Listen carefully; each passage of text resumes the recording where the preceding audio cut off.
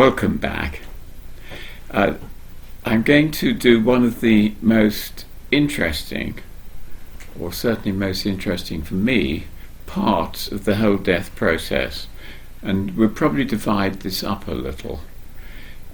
Remember that in our last video, I took you right up to the time of actual death itself, and remember I said that the scientific evidence now suggests that you change your level of consciousness. You become non-dual, and you become wider in your consciousness, and in fact you can think of it, if you like, as becoming more cosmic. Those terms will need to be talked about later, but at any rate, an expansion of consciousness. Now, can I remind you, before we go any further, that on the 22nd of February in Dulwich Village Hall, it's St Barnabas's Hall, Dulwich Village, but it's a church hall there, we'll all meet at 6:30 to 7, and we'll have an hour together when we can discuss some of these things, probably in more detail if that's what you'd like. But I'd also hope that you'll be able to bring your own stories along, and so that people can get some idea of the wide range of things that happen. Don't forget, your tickets you can get from Everbright, and they are a ticketing agency, and I think the cost of the tickets are £6 each for the evening. So I hope to see as many of you as possible on that occasion, and I hope it'll be really interesting. Now, to go back to today, as I said, we've got to the point where consciousness is finally, from the point of view of external observers, left the body. It's died. You have died. Now, let's be quite clear about this, because there are a whole set of phenomena which occur at that time. For example, people see lights around the body, clocks which stop. You may, in fact, get a visit from the person at the time of death. These are called deathbed coincidences. Shapes are seen leaving the body. Sometimes there is seen to be a mist above the body. So what does all this mean? Cats and dogs howling, the time of death, of course obviously in distant places, and a lot of what I've talked about, particularly in deathbed coincidences, can occur almost anywhere. It can be just next door, it can be in the same town, can be at other ends of the same country, but it's not limited to that. It can be different countries, different continents, trans-global, and I hope that I may have the possibility of reading out one which we got from a submariner. In other words, he was under the sea when his deathbed visitor came to see him. I think it was his grandmother. Now please do let me remind you of your course book, particularly this one today, which is The Art of Dying.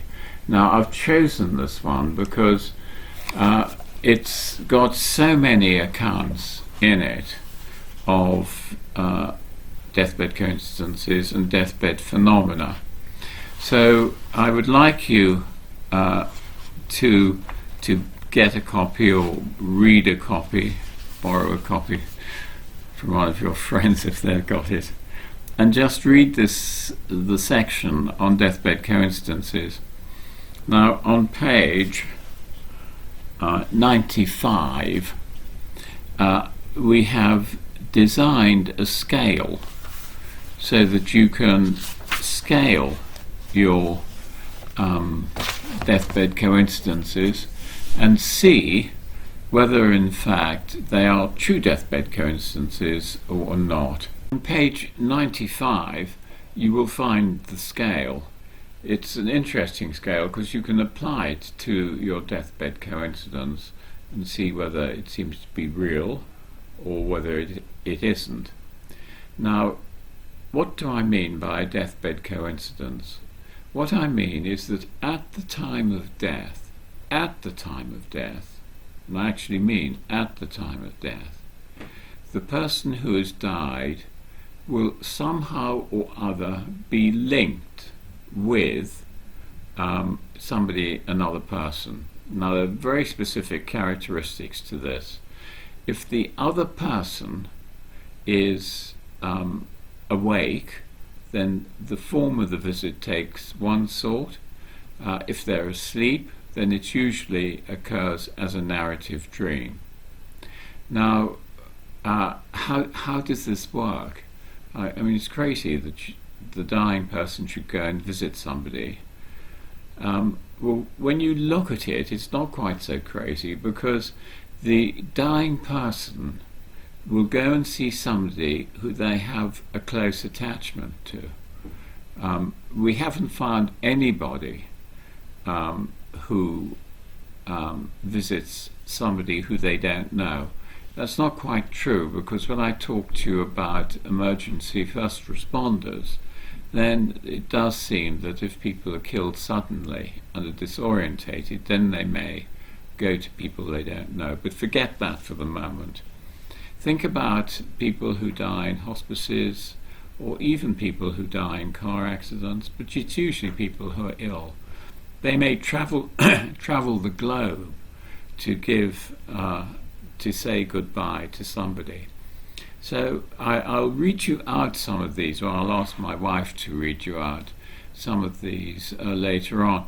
But if you happen to be awake, then the visit will take usually the form of knowledge that somebody has died. You may not know who, or you may get a vision, but because you're awake, it doesn't have the same characteristics as if you were asleep, and it's very compelling for you.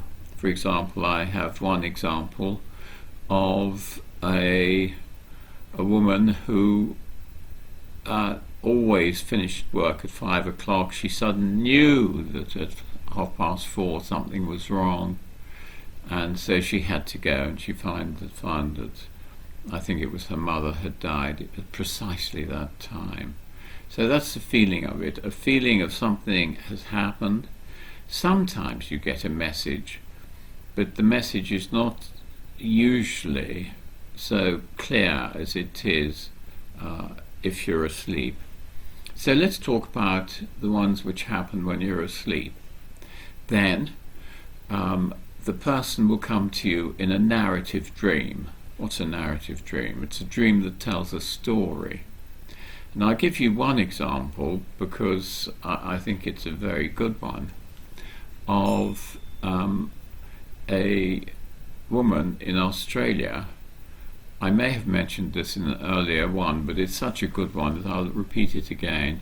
A woman in Australia whose son was in the UK, and he was a sailor. She went to bed that night perfectly happily, knowing that her son was fine in England.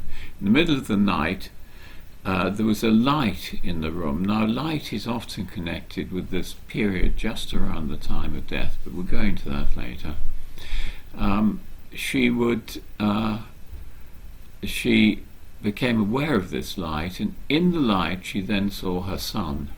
And her son was dripping wet, and she saw her son come towards her.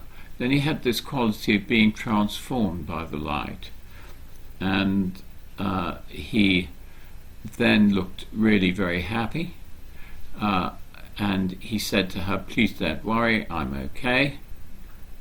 And that was his message, and then he left.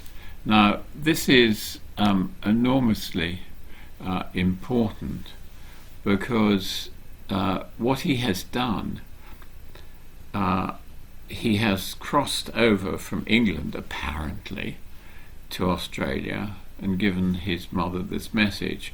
Well, she was very distraught by this, so she rang up her son in England to find out that he had in fact died at just that time in a sailing accident and being drowned, and so this would explain to some extent the appearance of him being dripping wet. So this is really interesting, because it means that some of the characteristics of the person who's dying are transmitted with them to the person who sees them. Now, you'll say, well, look, do be sensible. People are dying all the time, and therefore it's reasonable that one should have dreams like this, and occasionally you should get a hit, and the hit will show the characteristics of the person. Yes, I mean, it's coincidence theories like that are not a good explanation, because what you find is that they don't cover everything. For example, how if it was a coincidence, would her son be seen dripping wet? Well, that's easy, because he's a sailor, isn't he? No wonder she dreamt of him dripping wet. Of course she would. Then why should he come and suddenly be transformed by the light? Oh, just the way the dream went. Do you see, we're running out of explanations already. And why should he say he's okay? Well, I don't know. Perhaps that had just happened in a dream. No, it's not a good explanation. Look at the data and make up your own minds. And if you like, use the scale which we've put there, and you can then see whether or not the experience you had is a deathbed coincidence. And they all occur all within half an hour of death, and most of them, the time of death is the time of death either given on the death certificate, or that given by the nursing staff, or by the relative who was with them when they died. So, totally fascinating. So, I'll read you out some of these later on. My wife has very kindly offered to read some stories to you. So let's go over to her, and she'll read some of the deathbed coincidences that we have in the book. But don't forget that the book is available for you to read them all yourselves. This is a lovely account we were given by somebody. Her husband's grandfather had been living with the family for about 3 years, and he'd developed cancer of the esophagus. One night, my husband, a musician, was working, and another grandson was visiting him. I asked Grandad if he would like a cup of tea, and he said, "Yes, please." So I went into the kitchen and put the kettle on. As I waited for it to boil, the phone rang, and my husband said, "Is Grandad all right?" So I said yes, he was all right, and I was just making him a cup of tea. He went on to say that he'd been playing his guitar at work, and a very strong feeling came over him that Grandad was there, and he just had to get off the stage and phone me. I reassured him that Grandad was definitely okay and put the phone down. I made the tea, and just as I was about to take it in, my brother-in-law came out and said, "He's gone. He just closed his eyes and died." That's a lovely story, because it was obviously a death that was so unexpected, and the two people involved had a close relationship. This next one I'm going to read you, yes, is somebody who's hadn't seen her brother for several years. He had terminal throat cancer, but she didn't realise this. It was during the night of Saturday the 11th of November 2006. I was woken up very suddenly by something incredibly violent. It made me sit bolt upright by the side of my bed, saying repeatedly, "I don't want to know. I absolutely don't want to know. It is too awful." I walked to my bathroom to try and forget and think of something else, but was seized by the overwhelming conviction that I was dying. I stooped in the middle of my bathroom floor, arms hanging down in front of me, panic-stricken by the knowledge I was dying, not knowing exactly why, except that all of my body felt wrong. I tried to analyse what could be wrong, but all I could feel was that nothing in my body felt right. My entire body was dying. I decided that since I was dying, I might as well lie on my bed. So I returned to bed and fell promptly asleep again. I would say it was by far the worst night of my life, and I felt deeply affected and fragile the next day. I learnt the next day, Monday, that my brother had died. He had had a massive hemorrhage. I believe that my extremely violent awakening was the feeling of life leaving his body as his blood ran out. We don't have an actual time link between the two, but it was obviously during the same night, and the feelings do suggest a very strong correlation between the dying person and the one who'd had the experience. Now this next one I'm going to read you. Oh yes, this is a very nice, happy story. My father was in hospital, and it was the middle of the night. At the time of his death, around 3 a.m, he visited me and woke me from my sleep. He stood at the end of my bed, just smiling at me and looking down at me. It was the most wonderful and beautiful experience I've ever had. No words were exchanged. I can remember feeling incredibly content and happy, and I drifted back off to sleep in a state of euphoria. The next morning I got up and did my usual chores, forgetting all about the events of the previous night, and then the phone rang. I knew it was my mother, and before she could say anything, I told her that my father had died last night. She was amazed at my experience. And this is a lovely one. This is because this is a really long distance one. While serving with the Royal Navy in Portsmouth, I received a phone call from my mother in Brighton one Monday evening, informing me that my father, whom I knew was very ill with cancer, had been admitted to a hospice and might not last out the week.